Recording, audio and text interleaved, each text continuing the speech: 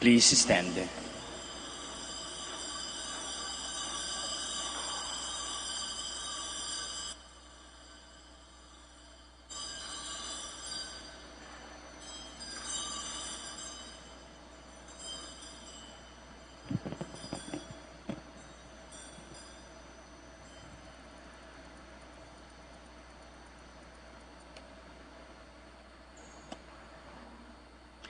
Let us celebrate with joy the Nativity of the Blessed Virgin Mary, for from her arose the Son of Justice, Christ our God.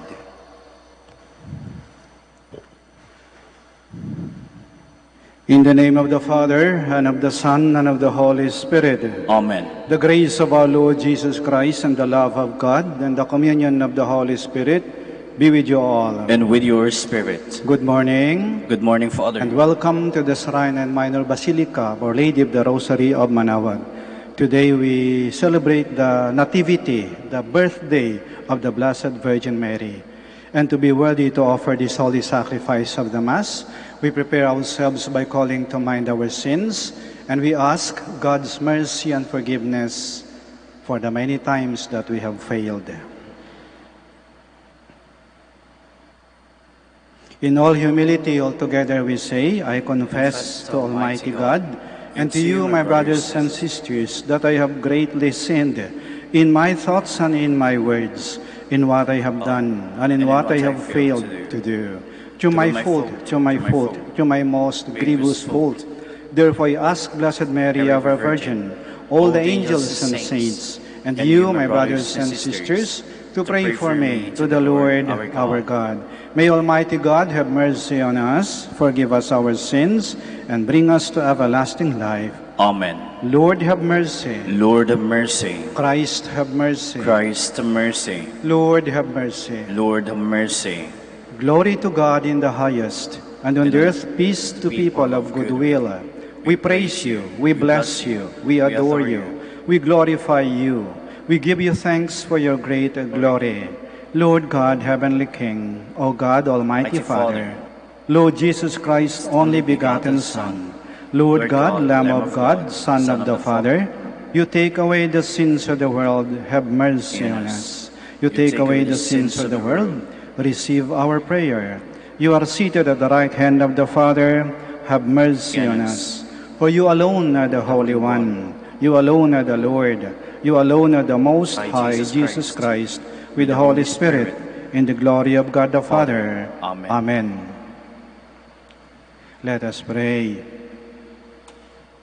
Impart to your servants, we pray, O Lord, the gift of heavenly grace, that the feast of the Nativity of the Blessed Virgin may bring deeper peace to those for whom the birth of her Son was the dawning of salvation. Through our Lord Jesus Christ, your Son, who lives and reigns with you in the unity of the Holy Spirit, one God, forever and ever. Amen. Please be seated.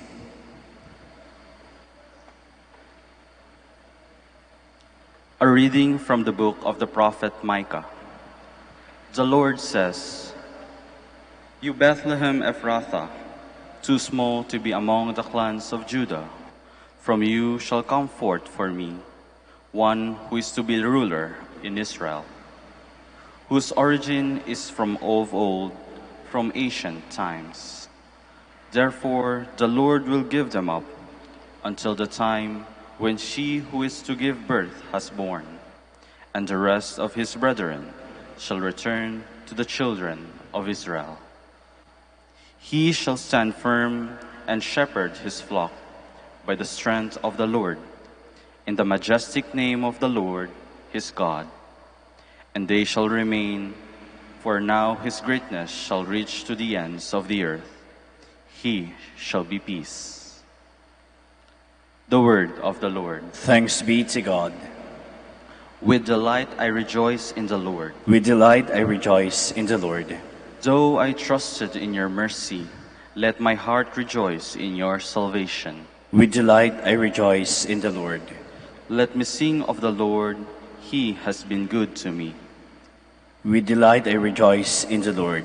Please stand. Alleluia, alleluia. Blessed are you, Holy Virgin Mary, deserving of all praise. From you rose the Son of Justice, Christ our God. Alleluia, alleluia.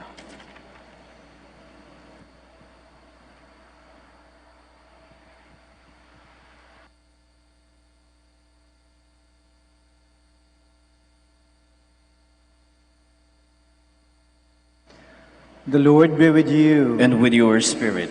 A reading from the Holy Gospel according to Matthew. Glory to you, O Lord. This is how the birth of Jesus Christ came about. When his mother Mary was betrothed to Joseph, but before they lived together, she was found with child through the Holy Spirit. Joseph, her husband, since he was a righteous man, yet unwilling to expose her to shame, decided to divorce her quietly. Such was his intention when, behold, the angel of the Lord appeared to him in a dream and said, Joseph, son of David, do not be afraid to take Mary, your wife, into your home. For it is through the Holy Spirit that this child has been conceived in her. She will bear a son, and you are to name him Jesus, because he will save his people from their sins. All this took place to fulfill what the Lord had said through the prophet. Behold, the virgin shall be with child and bear a son, and they shall name him Emmanuel, which means God is with us. The Gospel of the Lord. Praise to you, Lord Jesus Christ. Please be seated. Nung tayo maliit na mga bata, mahina pa tayo. Pag birthday natin, ang nanay ang naghahanda. Ngayong malalaki na tayo, at ang nanay naman natin ang mahina, tayo na ang naghahanda para sa kanila. Ngayon ay birthday ng nanay natin. Birthday ni Mama Mary. Birthday ng ating mahal na ina.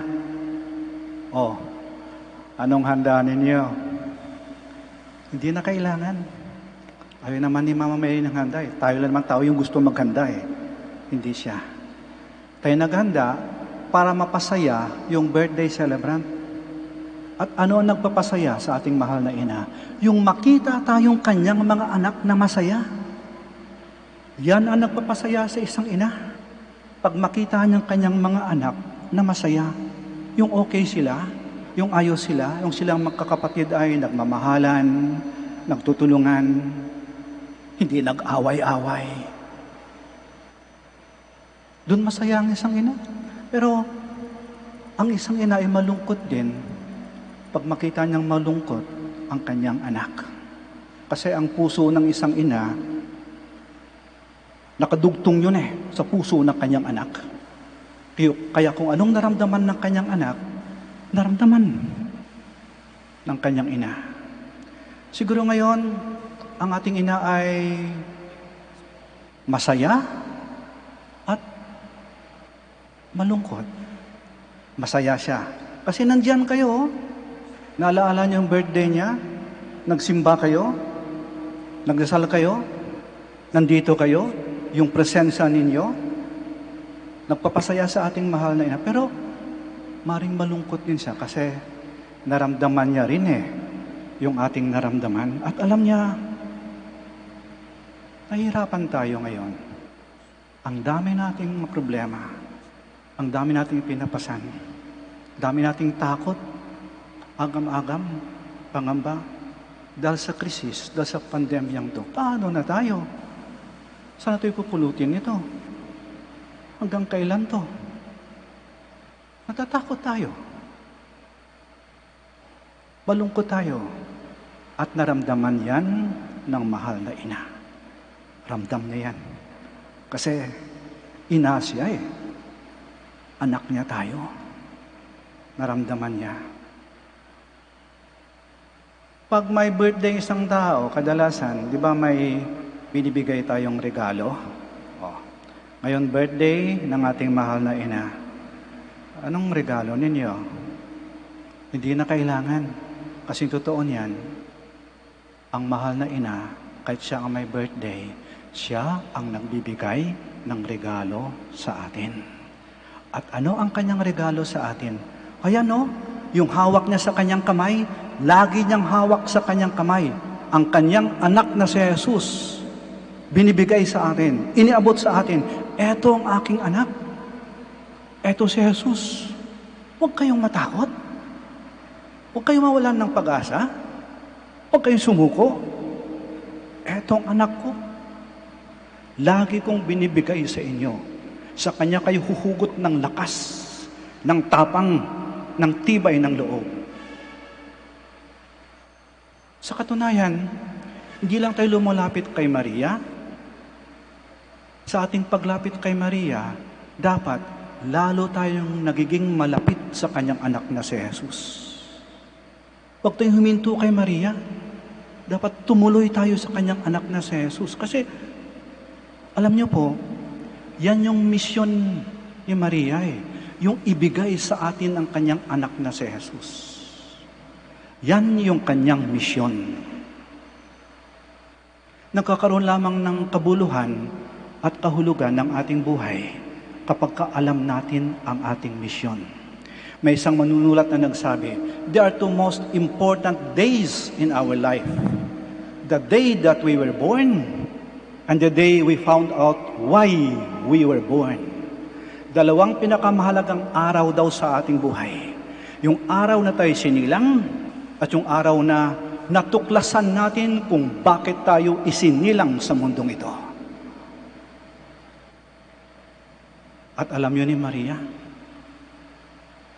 sa pagbabalita ng anghel, Maria, ikaw ang magiging ina ng Diyos. Alam na ni Maria ang kanyang misyon. At buong buhay niya, ginampanan na yun. Kaya lagi niyang iniabot sa atin ang kanyang anak na si Jesus. Kasi eto ang aking misyon, ang ibigay sa inyo ang aking anak na si Jesus. Nahalata ko po na habang tayo ay nagkakaedad at tumatanda, gusto natin na mas maging simple yung birthday natin hanggat maaari, wala nang handa wala nang ingay, wala nang gulo So tahimik na lang So natin kumisan, yung mapag-isa tayo, basta makapagsimba, makapagdasal, parang yun yung mas gusto natin. Bakit kaya? Kasi, hinahanap na natin ang kasagutan sa tanong, bakit ka sinilang sa mundong ito? Ano ang misyon mo? What is the purpose of your life? Kasi hanggat hindi natin natatagpuan ang sagot sa tanong na yon, kulang pa rin ang buhay natin. Hindi pa buo ang buhay natin. Si Maria, malinaw na sa kanya kung ano ang kanyang misyon. Pag may birthday ang isang tao, sinasabi natin, Happy Birthday. Ano bang kahulugan ng Happy Birthday? Kasi kumisan nawala na yung kahulugan yung tunay na kahulugan ng Happy Birthday. Kasi para sabi, Happy Birthday. Uy, maghanda ka, mag-blow out ka, magpakain ka, magpainom ka, manglibre ka. Happy Birthday. Yun lang ba? Hindi. Ibig sabihin ng Happy Birthday, ito. Happy Birthday. We are glad that you were born. Kami ay nagagalak. Kami ay natutuwa na ikaw ay sinilang. Biyaya ka ng Diyos sa amin. You are God's blessing to us. Masasabi natin yan sa ating mahal na ina. Masasabi din kaya yan sa atin? Hanggat hindi natin tatagpuan ang sagot kung bakit ito silang sa mundong ito, maring wala pang kahulugan ang pagbati sa atin ng Happy Birthday. Sana pagdating ng birthday natin, darating yon yung birthday natin. Sana kahit walang handa, kahit tahimik, kahit simple, masaya tayo. Kasi dumating na ang dalawang araw na pinakamahalaga sa buhay natin. Yung araw na tayo sinilang at yung araw na natuklasan natin kung bakit tayo isinilang. Sitayo po tayo.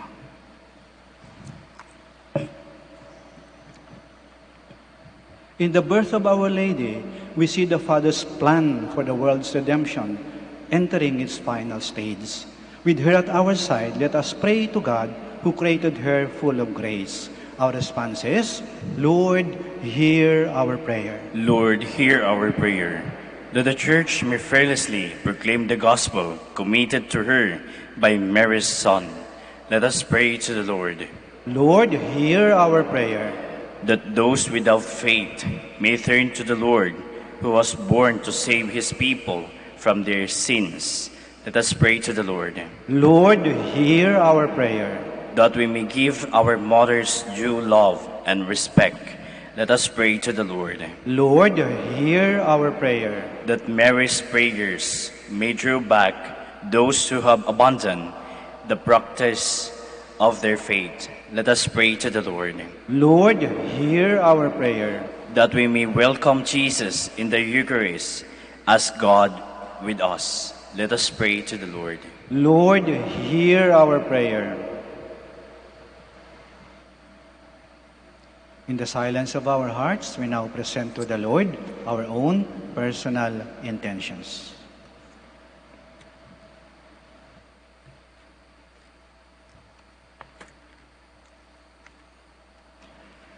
Father, in this Eucharist, your family rejoices with the Blessed Mary and Joachim and Anne, her parents. Grant what we ask for in faith through Christ our Lord. Amen. Please be seated.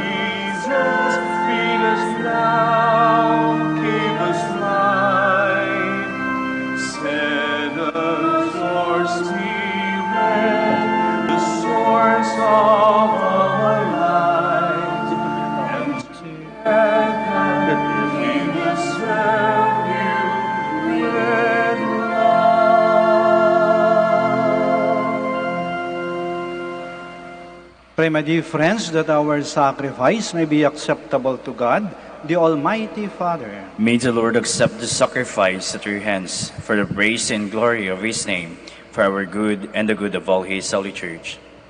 May the humanity of your only begotten Son come, O Lord, to our aid, and may he, who at his birth from the Blessed Virgin did not diminish but consecrated her integrity by taking from us now our wicked deeds, make our oblation acceptable to you through Christ our Lord. Amen. The Lord be with you. And with your spirit. Lift up your hearts. We lift them up to the Lord. Let us give thanks to the Lord our God. It is right and just. It is truly right and just, our duty and our salvation, always and everywhere to give you thanks, Lord, Holy Father, Almighty and eternal God, and to praise, bless, and glorify your name on the nativity of the Blessed Virgin Mary. For by the overshadowing of the Holy Spirit, she conceived your only begotten Son, and without losing the glory of her virginity, brought forth into the world the eternal light, Jesus Christ our Lord. Through him the angels praise your majesty, dominions adore, and powers tremble before you. Heaven and the virtues of heaven and the blessed seraphim worship together with exaltation. May our voices, we pray, join with theirs in humble praise as we acclaim. Holy, holy, holy, Lord God of hosts. Heaven and earth are full of your glory. Hosanna in the highest. Blessed is he who comes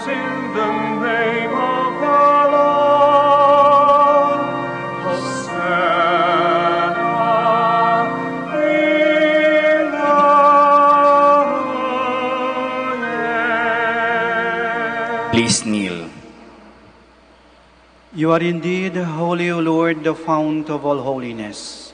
Make holy, therefore, these gifts, we pray, by sending down your Spirit upon them like the dew fall, so that they may become for us the body and blood of our Lord Jesus Christ. At the time he was betrayed and entered willingly into his passion, he took bread and giving thanks, broke it, and gave it to his disciples, saying, "Take this, all of you, and eat of it, for this is my body, which will be given up for you."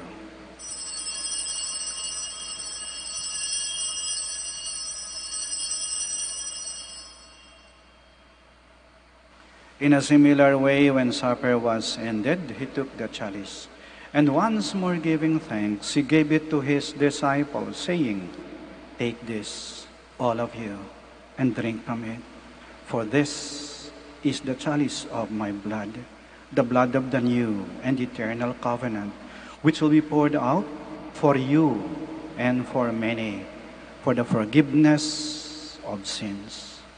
Do this in memory of me."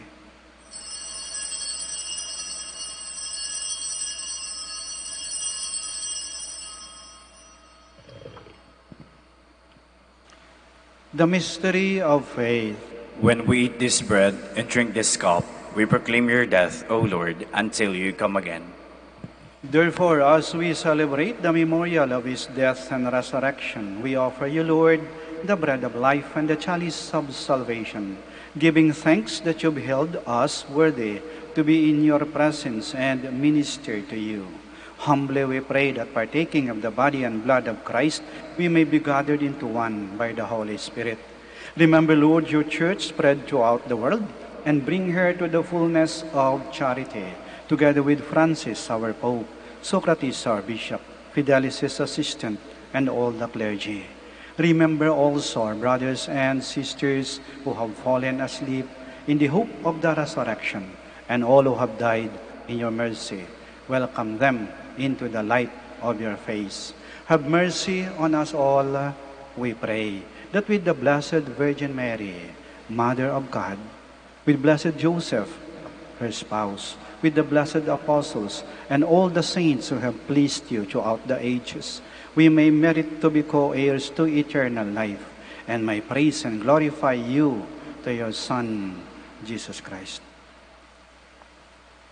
Through him, and with him, and in him, O God, Almighty Father, in the unity of the Holy Spirit, all glory and honor is yours, forever and ever. Amen. Please stand. Now, in loving confidence, we pray to our Father in the words Christ taught us.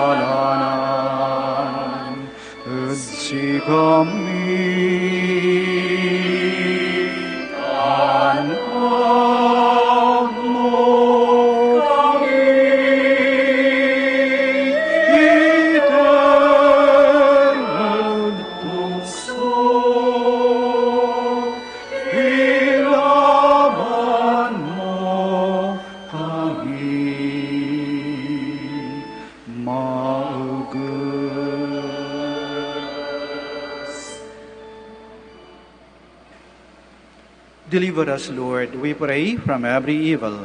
Graciously grant peace in our days, that by the help of your mercy, we may be always free from sin and safe from all distress, as we await the blessed hope and the coming of our Savior, Jesus Christ. For the kingdom, the power, and the glory are yours, now and forever. Lord Jesus Christ, who said to your apostles, "Peace I leave you, my peace I give you," do not look on our sins, but on the faith of your church, and graciously grant her peace and unity, in accordance with your will, who live and reign forever and ever. Amen. The peace of the Lord be with you always. And with your spirit. We offer each other the sign of peace. Peace be with Peace be with you. Peace be with you. Peace be with you. Lamb of God, You take away the sins of the world, have mercy on us. Lamb of God, you take away the sins of the world, have mercy on us. Lamb of God, you take away the sins of the world, grant us peace. Please kneel.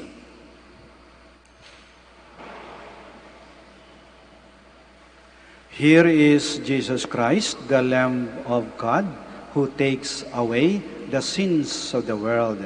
Blessed are those called to the supper of the Lamb. Lord, I am not worthy that you should enter under my roof, but only say the word, and my soul shall be healed.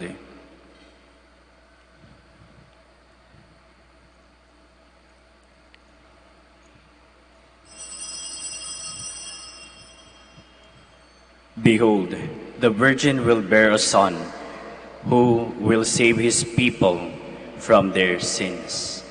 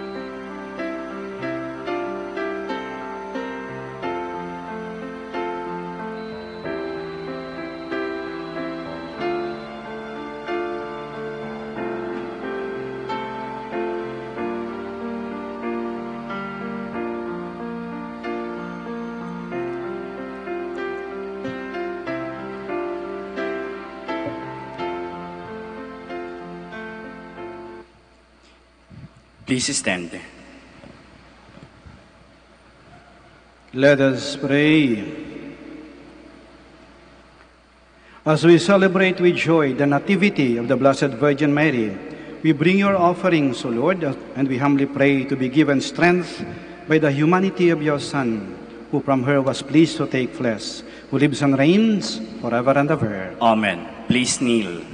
We will now pray the Oratio Imperata. Please join me. God our Father, we come to in our need to ask your protection against the COVID-19 that has claimed lives and has affected many. We pray for your grace for the people tasked with studying the nature and cause of this virus and its disease and of stemming the tide of its transmission. Guide the hands and minds of medical experts that they may minister to the sick with competence and compassion, and of those governments and private agencies that must find cure and solution to this pandemic. We pray for those afflicted. May they be restored to health soon. Grant us the grace to work for the good of all and to help those in need. Grant this through our Lord Jesus Christ, your Son, who lives and reigns with you in the unity of the Holy Spirit, God, forever and ever. Amen. Mary, help of all Christians. Pray for us. Saint Raphael the Archangel. Pray for us. Saint Roch. Pray for us. Saint Lorenzo Ruiz. Pray for us. Saint Pedro Calungsod. Pray for us. Please be seated for the announcement.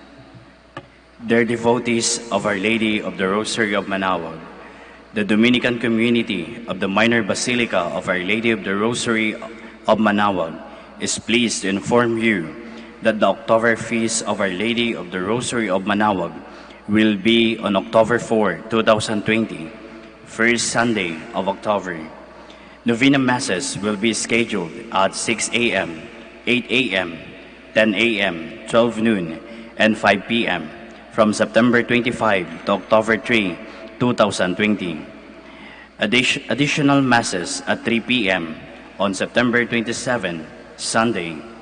We invite you to participate in these Novena Masses and be one with us in expressing our devotion to Our Lady of the Rosary of Manaoag. If you wish to sponsor one or several of the Novena Masses, you may fill up the form at the counters for Masses and submit it with your donation, where you will be provided with an acknowledgement receipt, or you may visit our website, manawagbasilica.org, for online pamisa, where online and other options for donation will be available. All names of donors and sponsors will be included in the electronic souvenir program. Thank you very much for your continued support. God bless you. Please stand. Maraming salamat po sa inyong pakikiisa sa banal na misa at patuloy nating pagnilay-nilayan ang mensahe ng ating ebanghelyo para sa araw na ito, ang kaarawan ng ating mahal na ina. Tulad ni Maria, ang birthday niya ngayon, ang pinakamagandang regalo nating maibigay ay yung malaman natin ng ating misyon. Matuklasan natin ang dahilan kung bakit tayo isinilang dito sa mundo. Mag-ingat po kayo sa pag-uwi at naway lagi po kayong pagpalain ng ating Panginoon at ang ating mahal na ina. Hanggang sa muli po. The Lord be with you. And with your spirit. May Almighty God bless you, the Father, the Son, and the Holy Spirit. Amen. Our celebration of the Mass is ended. Go to love and to serve the Lord. Thanks be to God. Yung mga nais po pabendisyonan, ay gagawin na po natin ngayon ang prayer for the blessing of the sick. Huwag na po kayo umalis sa inyong mga lugar. Manatili po kayo sa inyong mga kinaroroonan. Ako na pong lalapit sa inyo. Prayer for the blessing of the sick. God, our Almighty Father, by your blessing, you give us strength and support in our sickness. Turn with kindness toward our sick brothers and sisters. Free them from all illness and restore them to good health through the intercession of Our Lady of the Rosary of Manaoag. We ask this through Christ, our Lord. Amen. Yung may mga pabibindisyonan po, maring itaas po ninyo inyong pabindisyonan at huwag po kayong umalis sa inyong kinaroroonan. Kami pong lalapit sa inyo.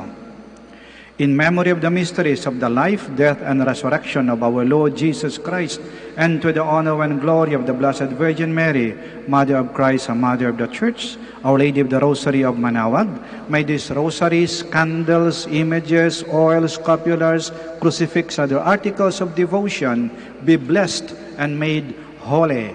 In the name of the Father, and of the Son, and of the Holy Spirit. Amen.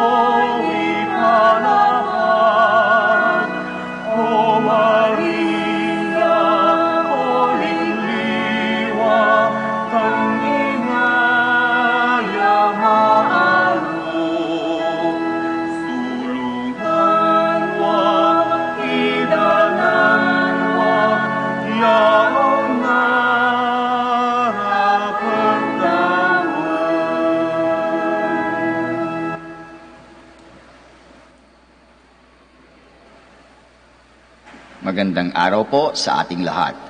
Panatilihin po natin ang physical distancing at siguraduhing maayos ang pagsuot ng ating face mask.